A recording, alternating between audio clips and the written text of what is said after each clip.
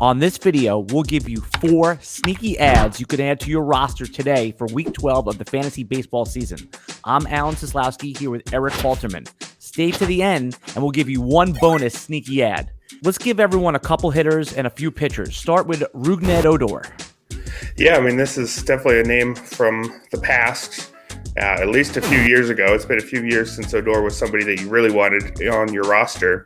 And you might think, looking at his 197 batting average this year, that it's just been more of the same. But I think he's shown enough since his move to the Yankees this year that if you need a budget middle infielder, he's the guy I'd go for.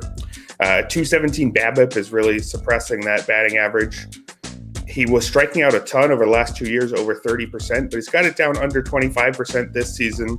Expected batting average has him at 233 with an expected slugging of 426. Those are not great numbers, but completely acceptable when you consider he's got decent power and an everyday role at Yankee Stadium. Bobby Bradley, the first baseman on Cleveland. Is he a sneaky ad this week? Yeah, I'm at least interested in seeing what's there. There's a chance I'm dropping him in a few weeks, but he's taken over Jake Bauers' role on the large side of the platoon at first base in Cleveland. Bauers was traded to Seattle after posting a 557 OPS. I think Bradley can do better than that. He looked pretty ugly in his debut in 2019, 600 OPS, strikeout rate over 40%. That was just 15 games. In AAA Columbus this year, he hit under 200, but again, very low BABIP, 182 BABIP over that stretch, and 9 homers. That's more or less the profile you're getting here. He's going to hurt your average, but Fangraphs gave him 70 raw power. That's close to the top of the scale, so you should see a decent amount of homers. So as long as you can take that hit in batting average, I think he's worth a speculative ad for a corner position. Fantasy baseball gamers are always looking for pitching. How about Patrick Sandoval? Is he a sneaky ad for Week 12? Yeah, he's a young guy who hasn't done a ton before this year, and his numbers even this season aren't that exciting, but I think the whole package makes him definitely worth picking up in deeper leagues. Prior to this season, in 76 innings, he had a 5.33 ERA, but some of the ERA estimators, particularly XFIP, liked him a lot more than that, had him at just 4.01. XFIP. What the hell is XFIP? XFIP. It estimates your ERA based on your strikeout rate, walk rate, and ground ball rate. So, and that's more or less where he's been this year. XFIP of 394 has barely changed, but that ERA has gone all the way down to 362.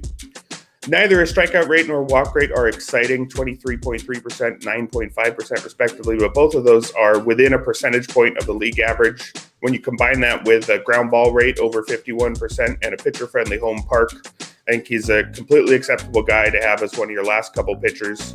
The role isn't entirely certain, but he struck out 10 guys in his last start, so as long as he doesn't completely blow things Sunday between recording and when you watch this, I think he's definitely worth picking up. I need another starting pitcher. How about Erick Fedde on the Nationals? Yeah, he's another guy who doesn't necessarily stand out in any one area, but I think the full package shows no real weaknesses and makes him worth that 8th or 9th pitching spot, depending on your settings. He should have a secure rotation spot for a while, given Steven Strasburg is injured again with a neck issue. Before this year, really was not an exciting pitcher at all, very much a swingman who got a few starts a year that you didn't want on your roster. But this year he's got a 3.86 ERA through 9 starts, and most of the ERA estimators seem to back that up. Like Sandoval, strikeout rate, walk rate, just on the wrong side of league average, but a ground ball rate of 50%, so the full package is completely fine. That ground ball rate should stick. He was at 53.2% prior to this season. Strikeouts are new, though. Before this year, he was striking out barely more than 15% of opposing batters, so he's up about 8 percentage points over his average, which is what he needed to go from completely forgettable swingman to completely acceptable back-end starter. Since you've stayed to the end of the video, let's give everyone 1 bonus sneaky ad for Week 12. Yeah, Vidal Brujan is the prospect that I'd be looking to stash in leagues that let me stash prospects. I know not every league lets you pick up a guy before he's on the active roster. So if you stuck around and that's one of your leagues, sorry. But for everybody else, Brujan is 13th on our James Anderson's top 400 prospects, and he's got the double green arrows which you know is good, even if you don't know exactly what it means, which is that he's moved up 20 spots since the previous update. We don't know exactly when he's going to get called up, but Rays don't have much reason to wait. He's doing everything you want him to through 31 games for AAA Durham, hitting .290 with 7 homers and 14 steals, which is what makes him especially exciting for fantasy players. He's also striking out just 15.6% of the time with a 14.2% walk rate, so really controlling the zone. He was supposed to be mostly a contact and speed guy, but adding that power this season makes it even more exciting. Not sure exactly where he'll play on the Rays, but I don't think that matters. He's played second, third, short, left, center, and right in the minors this season, so they're going to find a way to get him in. And again, don't know exactly when that'll be, but a competitive team like the Rays has no reason to keep him down much longer. To see all of our prospect rankings, premium tools for free, go to RotoWire.com/try. Try RotoWire today, free for 10 days. Get our premium tools, rankings, analysis, and breaking news alerts. No credit card required.